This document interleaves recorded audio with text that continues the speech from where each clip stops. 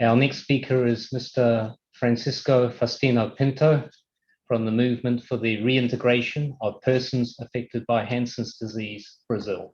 Thank you very much. I used to be an athlete. If I was affected by the virus, I wouldn't need to worry. I wouldn't feel a thing, or I'd be stricken at best with a flu or a little cold. That is the truth of the matter. The virus is out there. We will have to face it, but face it as a man, damn it, not as a kid. Let's face the virus with reality. That's life. I'll die eventually. So what? Sorry, what do you want me to do? I go by Messiah, but I don't do any miracles. As far as I'm concerned, there will not be a lockdown. So what? I'm not a grave digger. Don't be scared. Those quotes are not mine. I mean, you'll be scared if you haven't heard them before. When asked about the COVID-19 pandemic situation in Brazil on several occasions, these were some of the answers given by the greatest head of state of our nation, the President of the Republic, that had a large part of the population perplexed by so many absurdities in an actual state of panic.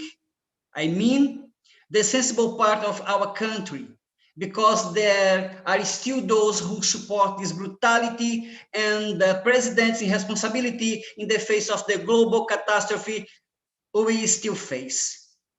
Chaos ensued in Brazil. They turned the pandemic into partisan politics, and while politicians still fight for power, the population suffers amid hunger, unemployment, lack of medical and hospital care. Hundreds, thousands of people die daily. Today's figures amount to 500,000 people killed by COVID-19 in Brazil. In the absence of a robust national policy regarding the guarantee of livelihoods during the crisis, social movements and no governmental organization had to fill gaps. Morhan did this together with the Sasakawa Health Foundation for a period of time. In several Brazilian cities, we were able to provide some support to hundreds of families of people affected by Hansen's disease in vulnerable situations. By keeping track of them and providing both food baskets and hygiene products through emergency projects. We were able to see up close how suffering it was for some people who could not work out of fear of being contaminated and consequently dying of COVID-19. We were able to keep these people at home and protect for a few months, but it's necessary to continue to demand more effective policies from the government that can meet the population's desires about work, social protection, health, and humanitarian actions. May this be the core of government concern, and may policies not abandon people. May the policies be permanent so that people are not held accountable and pay with their own lives. One of the few measures adopted by the federal government was an emergency allowance, a basic income for a specific period. But this allowance was initially denied to people affected by Hansen's disease who are forcibly isolated. The government understood that they were not entitled because they are beneficiaries of Law 11,520, which grants them a lifetime reparatory pension. We believe this to be a mistake by the government. An emergency assistance policy is one thing, while a historic reparation policy is something else, and our argument on in court. Not a day goes by in our country in which we can breathe a sigh of relief. People are clamoring for social justice, vaccines, work, and entitlement. Even if we get jabbed, we can still wear masks without the president forcing us to take them off. This context of claiming basic rights such as access to income is a reminiscent of the founding moment of Morhan 40 years ago. Our movement was born in a context of the country's return of democracy, and together with the birth of several trade unions. We are also one of the forerunners and founders of the national movement of people with disabilities in Brazil, 2 years after our foundation. The discussion on work field is provided for in Morhan's bylaws, in our fight for quota laws that for people with disabilities in medium and large companies, or legally defending people who have lost jobs due to stigma and prejudice. On the other hand, promoting care policies for people affected by Hansen disease who happen to be employed or when it comes resetting and readapting for work and repairs, which is the case of people who have been segregated, is an axis of Morhan demand from municipal, state, and national governments. In other words, the subject of the right to work associated with the right to social security has been present in our history since the beginning and remains fundamental to date. And excuse me, before I finish my speech, I have one more thing to say as a tribute to teenager José Gabriel from Juazeiro do Norte, my city, in the state of Ceará. His family was a beneficiary of the emergency action project we developed with the Sasakawa Health Foundation. They received food baskets and additional follow-up. But vulnerability is not a consequence of the pandemic. José Gabriel developed lesions and sequels that would have been otherwise avoided had he had access and proper care in a timely manner.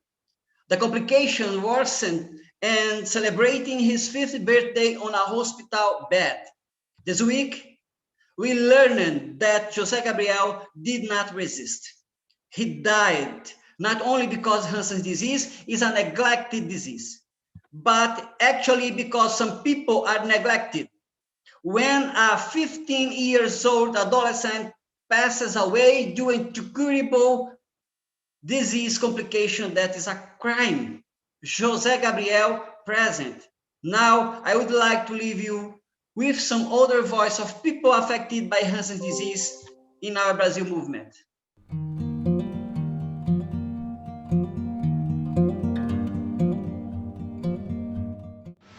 Todos nós temos a identidade, todos nós ocupamos lugares dentro da nossa família, ocupamos lugares como pai, como mãe, como filho, ocupamos lugares no nosso convívio, ocupamos lugares também dentro do trabalho, ocupamos lugares dentro da sociedade. E nós precisamos hoje que o sistema integre ao paciente. Precisamos que as políticas frágeis sejam resistentes para que o paciente possa ter uma melhor qualidade de vida, para que possa ter o apoio e o suporte que precisamos. Com a longa fila de espera na Previdência Social, ocasiona muitos problemas na vida do paciente, ocasiona diversos problemas psicológicos, financeiros, sociais.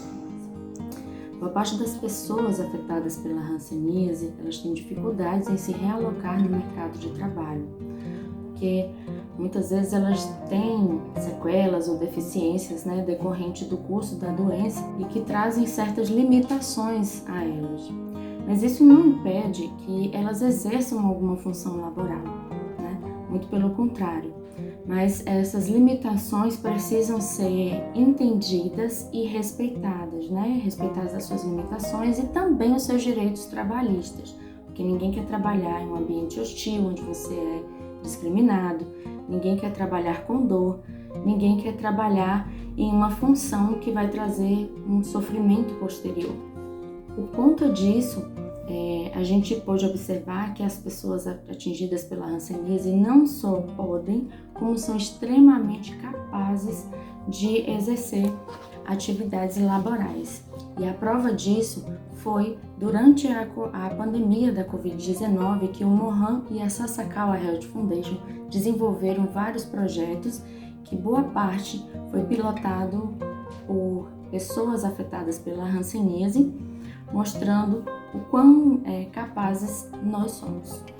O acesso ao trabalho é uma questão de dignidade humana para todas as pessoas, especialmente para as pessoas que têm algum tipo de deficiência, sejam elas adquiridas pela Hanseníase ou não. O espaço desse trabalho ele precisa ser inclusivo em todos os aspectos, pois é um espaço de exercício dos seus direitos. Com a Covid-19, esses espaços estão sendo menos ofertados, trazendo uma grande exclusão para estas pessoas. Exclusão esta que as pessoas já sofrem no seu cotidiano, na busca do seu trabalho ou até mesmo quando precisam ser afastados deles e não têm seus direitos adquiridos, trazendo um impacto negativo para essas pessoas. Provocado pela sociedade civil e pelo Congresso Nacional, o governo brasileiro estabeleceu o pagamento de auxílio emergencial para minimizar os impactos econômicos da pandemia de Covid-19 sobre as pessoas em vulnerabilidade social. Mas as pessoas afetadas pela Hanseníase que foram isoladas contra sua vontade no passado tiveram seus pedidos de auxílio negados. Como desculpa, o governo usou a pensão reparatória que essas pessoas têm direito desde a aprovação de uma lei nacional em 2007. Em abril deste ano, nós mudamos isto. Os advogados voluntários do Morhan ganharam uma decisão judicial. Com essa definição, a Justiça Federal reconhece que a reparação prevista em lei não exclui o recebimento de auxílio emergencial no contexto da pandemia. Uma decisão baseada nos direitos humanos.